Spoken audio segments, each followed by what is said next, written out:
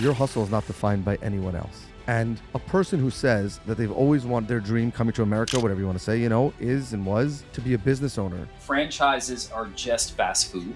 That's a huge myth. I work skill set to become a great franchisor is a lot different than the skill set to become a fantastic business owner. Welcome to Keep Hustling with.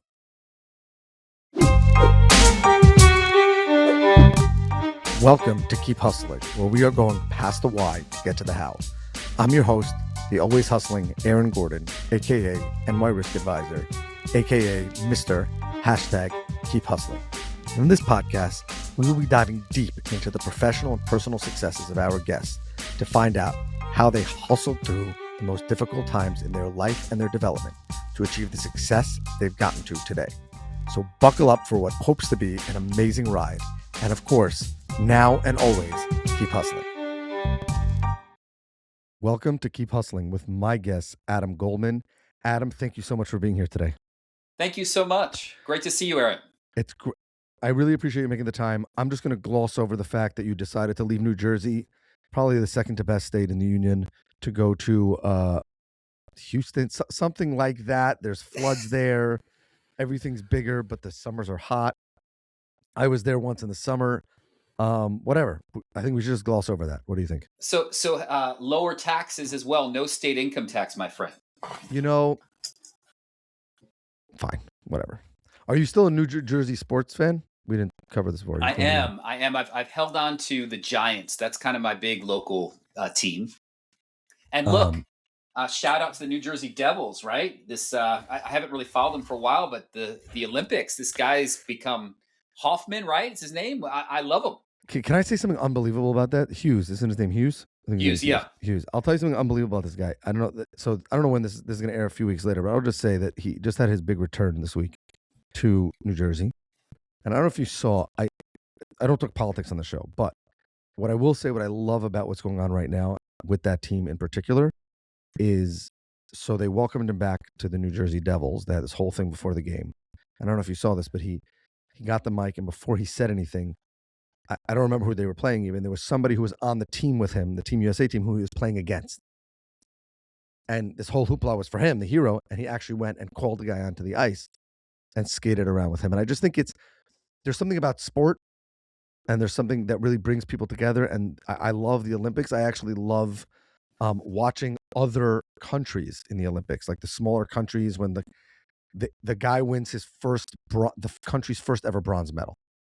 And I don't know, I feel like there's something great about it, and it's almost like it's the way it used to be, or the way it's supposed to be, which is fun, serious, fun, but also like a game and a sport, and appropriate and done in the right manner, and really bringing people together. So absolutely, yeah, I'm with you 100%. My family loved watching the Olympics together.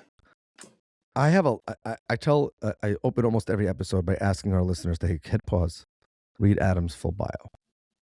When I saw the opportunity come across my desk to speak with you, I was pumped because you do something super awesome. You are in the franchise advisory business, right? Which I want to get into because I think franchises are super awesome. I think they're super misunderstood. And I think it's a wild hustle.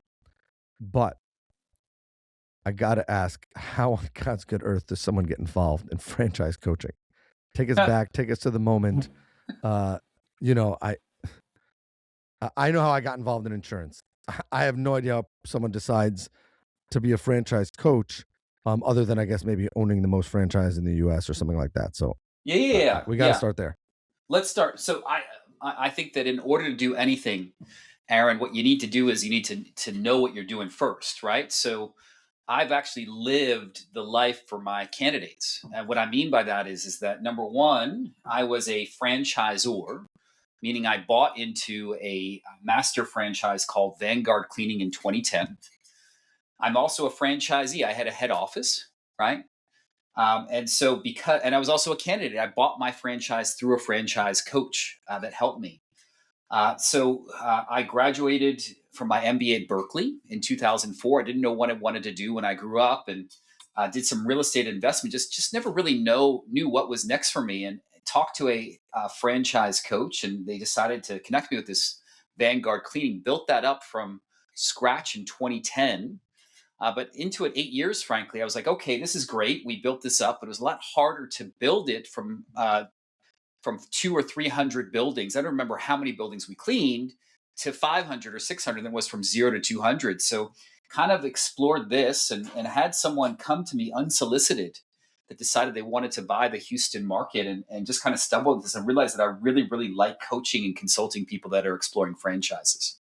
Do you believe the path? Because I like this story because one of the things we talk about on Keep Hustling is defining and redefining the hustle and evolving the hustle. So you started, just so I can be clear, you owned a franchise in the cleaning Yeah. business. Then you started selling the franchise. So you went from being the franchisee to the franchisor, right? Did I flip that or wrong? So to be clear, I was a franchisor from the beginning. It's a concept called a master franchisee or master franchisor. And that's something where you buy the rights to be a franchisor in a specific territory. So I was the franchisor in Houston. Got it. It's an interesting thing, franchises. This is really like I just it's such an interesting hustle because very often, and please correct me if I'm wrong. You're from New Jersey, so you have thin skin. I'm from New York, I have thick skin. Then you even went from Jersey, went to Houston. I don't even want to know. So I won't. I'll try not to offend you. Trust me, you can't offend me. But I feel like so many people today, especially younger entrepreneurs, say, "Why would I franchise?" The dream, the goal, the new American dream is to invent something, is to start something anew, is to invent that, not buy into a franchise and make it better or optimize it or become the best at that franchise, but then I'm working for somebody else. What's the yet I would say some of the world's most successful brands that we all know, the famous ones. I'm assuming like McDonald's is franchises and 7-Eleven and gas stations and all that kind of stuff. But also, as you said, there's cleaning companies and maintenance companies and electricians and all those kind of things that you can become the person in the local area, mastering your trade. But I look at it more as leveraging what someone else is doing, not that I have to reinvent it or that I would just be another version of you. So what do you say to that dichotomy? So Aaron, I think you brought up an amazing point. And the point is this.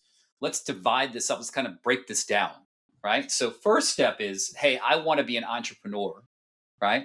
Then you've got to choose between two separate paths. If you're the kind of person, if you're Mark Zuckerberg, right, you want to start Facebook, you have all this initiative, go ahead and start Facebook, right? But the vast majority of people, if they look at their skill set, they're not necessarily people that are starting something from scratch, right? So there are a lot of people that have lots of entrepreneurial spirit, but they're not really good at that whole starting from scratch thing. And that's where franchising comes in. It's a way for people that have the ability to replicate a process that works and to become successful franchisees. I have a billion follow-up questions. First of all, does that mean that a person loses their creativity? Does that meaning I don't know how franchises work, but I assume that there are certain things that are set in stone, like this is what the napkins you're going to use, and this is Mhm. going to be your. I'm just thinking about 7-Eleven because I go there. I have a local 7-Eleven, but I'm obviously not. I'm not choosing that brand in any like particular thing. But it's like you go to a 7-Eleven, and sometimes the soda's first, and sometimes the coffee's first. Sometimes they have this product in addition to the regular 7-Eleven product. Sometimes they have others. Like, is there individuality within franchises? Is there a way that a person could say that they can optimize their profits or make it their own, or is it very rigid? Because I could see the entrepreneur saying, "Great, I'd rather have my own freedom and expression versus your rigid structure," I guess. So Aaron, let's turn this on its head, right? I would argue that for the right person and the right franchise brand, that the system liberates as opposed to constrains you. And what I mean by that is that if you are in a great system, right, that's taking care of this stuff that you frankly as a startup entrepreneur don't really want to worry about, things such as your bookkeeping system or how expensive it might be to set up different things.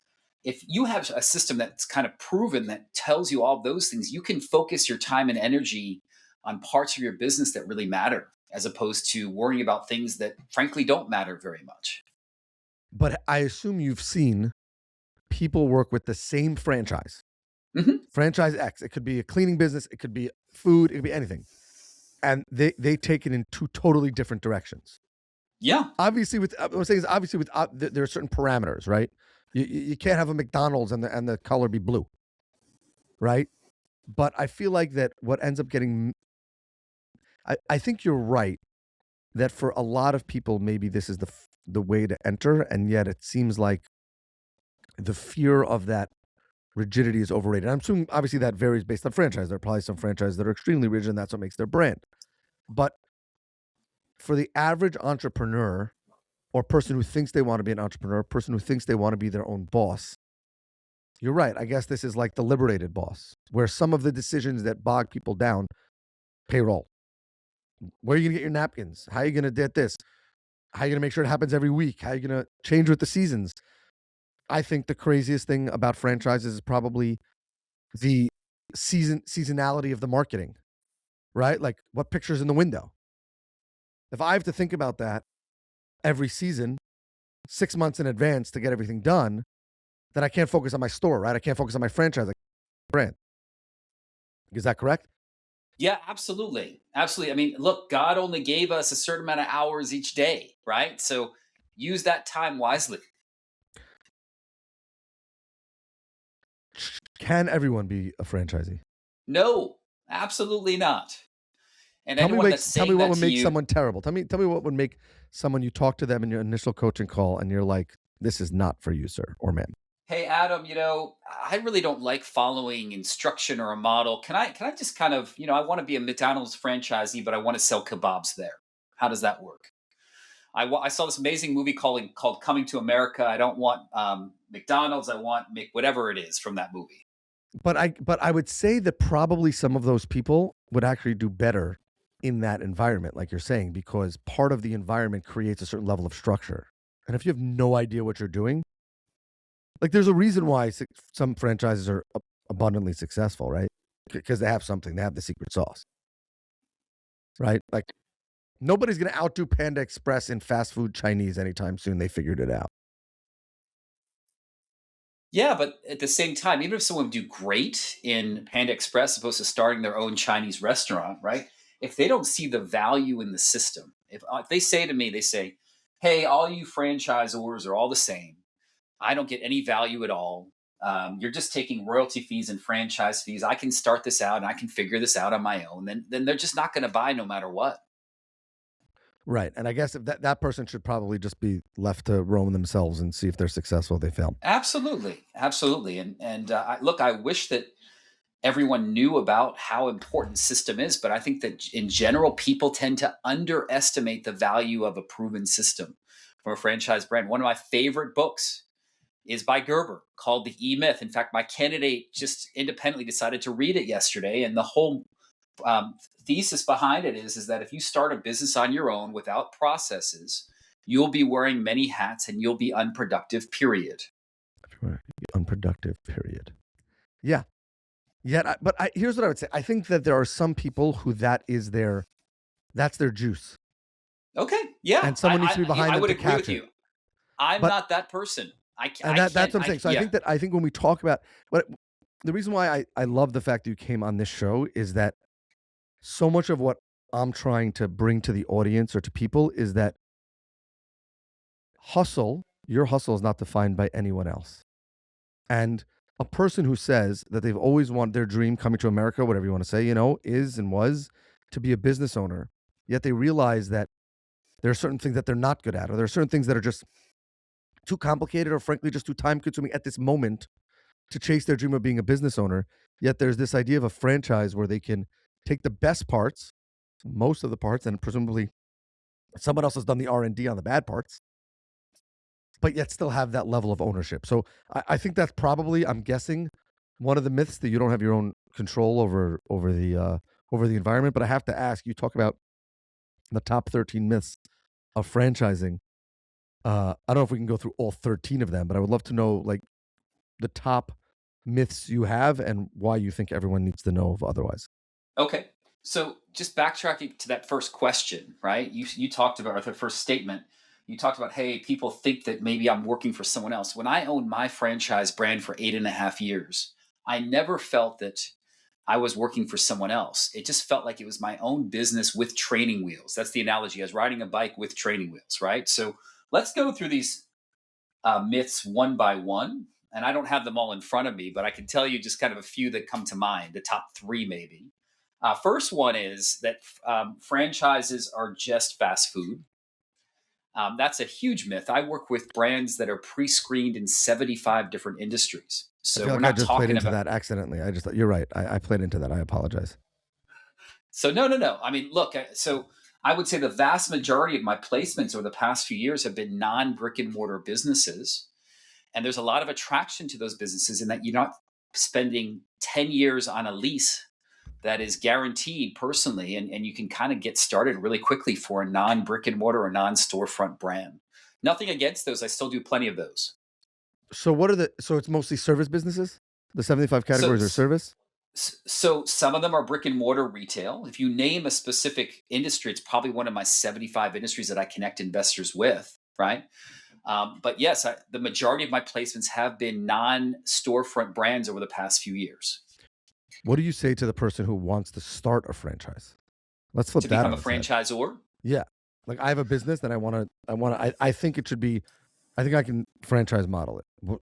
yeah, I would Should say, you? hey, I would say that, oh my gosh, have you really thought this out? Because the skill set to become a great franchisor is a lot different than the skill set to become a fantastic business owner. You need to hire additional staff. It's a lot more expensive than you might think. And there are all these different costs related to staffing, meaning supporting your franchisees, and also marketing your business because there's so many competitors in the industry. But isn't it correct that every business really every franchise? It's rare for a business to begin as a strict franchisor, meaning that first brick and mortar store or that first service business that then became a large franchise. The founder probably just had one branch. I'm going to call it a branch for now, or one office or one location, and then realized that they might be onto something, and then they said, "Hey, I think that I should make this a franchise." So what I'm guessing is most of it is unplanned. So what I would say is that this is totally people totally tend to underestimate how hard it is to become a franchisor. If you look at the McDonald's example, Ray Kroc, who's a traveling salesman, stumbles on this place, and he's like, "Gee, this would be a great franchise brand," not the founder, right? So in many ways, it takes a minor miracle for a business to become a successful franchisor. So what do you say to the serial entrepreneur who thinks that franchising is for them? As a franchisor or as a potential franchisee. Both. So for the serial entrepreneur that says, "Hey, I want to start the next McDonald's or next whatever," I would say, great, right? It's going to be a lot harder than you think, and invest in a support staff and a marketing engine, right? In order to get this thing off the ground and to differentiate yourself from other brands out there. For the person that's a serial entrepreneur that wants to become a franchisee, I would say, hey, are you really the kind of person that can take direction and sees value in brand and process? Because if you don't see any value in that, you shouldn't do this. So I want to go back to something we discussed earlier, just stimulated the question. The difference between that individuality and that following process. How, how do those two balance in the average franchise? Depends on the franchise. Some are more onerous than others, right? So, I mean, for instance, with my franchise brand, they said, with marketing, you can kind of do your thing. You're not paying into a pool. Whereas if you invest in certain brands, you'll see their advertisement in the World Series or even when you go to a baseball game. But you got to pay money into a brand bucket or brand pool, and they spend it the way they want from the head office. So there's just kind of trade offs depending on the system. And I guess a person should ask those questions when they start, saying, how rigid is this versus how entrepreneurial it is? Because I assume also in those franchises that are advertising at the World Series or the Super Bowl probably have to go through more approvals or whatever's to sponsor the local little league. So I assume those two things are diametrically opposed. So what I'm doing when I'm talking to candidates is I'm trying to find a perfect match. It's like matchmaking. I'm like a Yenta, right? Where I'm just kind of trying to figure this out. And one of the things that I'm trying to figure out is, do they want a system with lots of processes and lots of handholding, or do they not? And the kind of matches that I make for my candidates that are seasoned veterans is different than someone that's into franchising for the first time. I want to throw out a crazy hypothesis. And please tell me if I'm right or wrong, because this could be a nutso view of keep hustling. The most successful people you've dealt with in the long term are the ones who followed the franchise's rigidity the best. I don't think it's a crazy hypothesis at all. I mean, when I started my office cleaning master franchise, one of the biggest pieces of advice I got was follow the model. But yet everybody says the way to money is new, doing your own thing, doing something differently. That's why I think it's that I'm onto the hypothesis, right? But that's why people say nobody became rich following someone else. Yet I'm guessing that the most successful people that own franchises are those that found the franchise that spoke to them the most, like the brand, could follow the systems, and then ran with it, and probably owned multiple of the same franchise instead of different franchises in different industries. So I'm a big believer in not following the crowd, right? Everyone said invest in tech stocks around 2000. Everyone said invest in crypto, right? There are all these different fads and everything in life and in franchising. Sometimes boring is beautiful, right? And what I would say too is that, look, you see people, and there's like lots of money in muck. If you say someone, hey, I'm going to go ahead and invest in this business that is a porta potty and dumpster business, and I'm going to follow this model, there's something there, or a home healthcare agency. No, senior care is not glamorous, right? But it's something that grew by 12% last year. I met a guy who's big in porta potties, and I thought he was totally insane. And he had a franchise. I think he was a franchisee, and his territory just kept growing. And I said, it's unbelievable because everybody needs porta potties. They can't Yep. figure out how to eliminate them. There's construction everywhere, and they cannot figure out how to eliminate porta potties. And you can eliminate porta potties.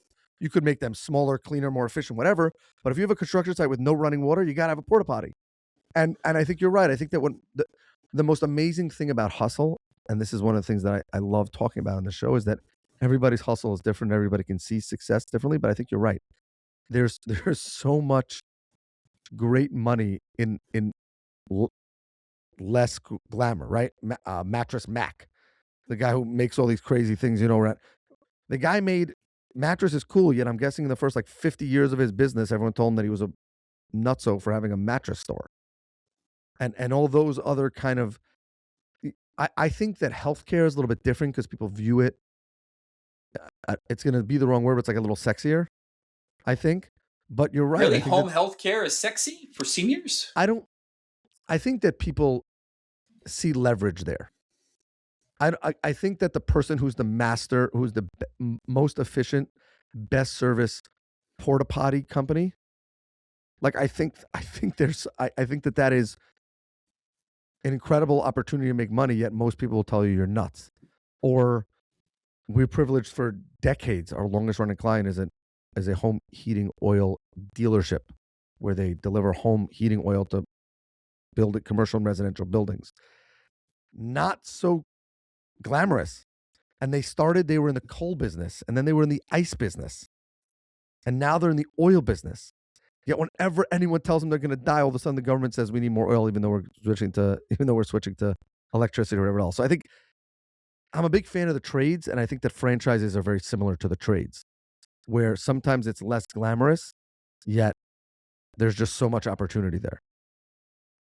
I totally agree. And look, I mean, just talking about not specific brands, but some industries that are interesting, right? I mean, I have one thing in my inventory that's related to scooping up poop of dogs, right? And the amount of money people are willing to pay for someone going with a shovel to their backyard and scooping up dog poop is just ridiculous. And it's a recurring revenue model.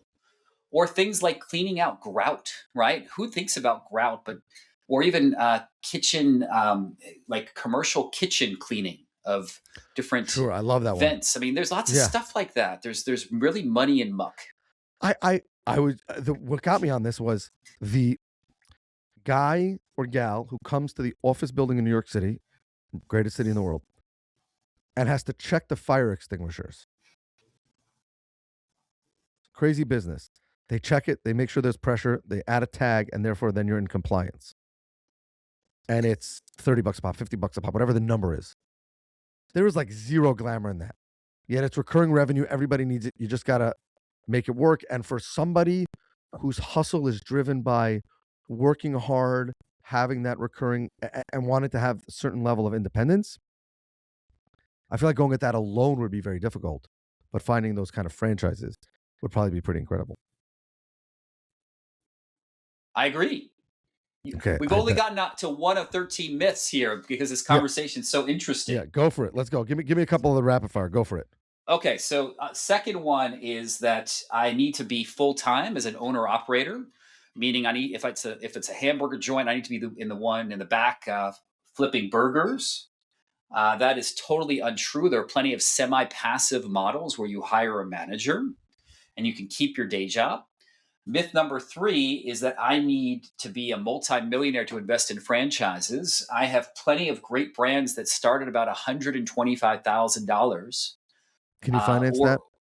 And that's financeable as well, right? And just because something's smaller on the scale doesn't mean it's not a great business. And I would say some other things that come to mind are that's the other one, meaning the one that if you invest only 125K that you won't be successful. There's really not necessarily a correlation between the amount invested and the chances of success. What did we miss? I can't think of anything right now. There are more things, but if you kind of bring one of the 13 myths up, I can think of it. No, what the people who I think that the reason why I think that this episode is so important is because I think that so many people who are probably on the fence, sitting in corporate America, wanting to do something, have that entrepreneurial itch, but don't know how to take the leap. Reaching out to someone like you, and I don't do solicitations, but reaching out to someone like you or thinking about the franchise model could really be the first step, because so many of the roadblocks are taken away. And if nothing else, even if there's less long-term franchising, even if they decide to then open another business, getting your feet wet with ownership and business ownership and entrepreneurship while someone else is taking care of at least some of the headache feels like a great way to enter the entrepreneurial business owner stage of life for those people that want to do it. And I feel like I didn't think of it until I saw your name come across my desk. So if for no other reason, I'm grateful that you came on to mention that today. Well, I'm grateful to speak with you today as well. Gosh, I gotta keep hustling, loyal listeners. Everybody look at the franchising. Let's find some franchises. Let's get involved. And then I want to hear your journey. Reach out to Adam.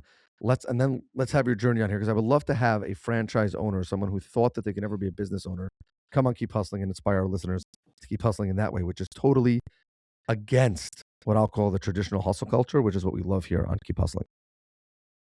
I want to make an offer too. I have Go for it. Some great people that have become franchisees. I'm sure they'd love to be on your show. I'm Send happy them to my kind way. of ask them.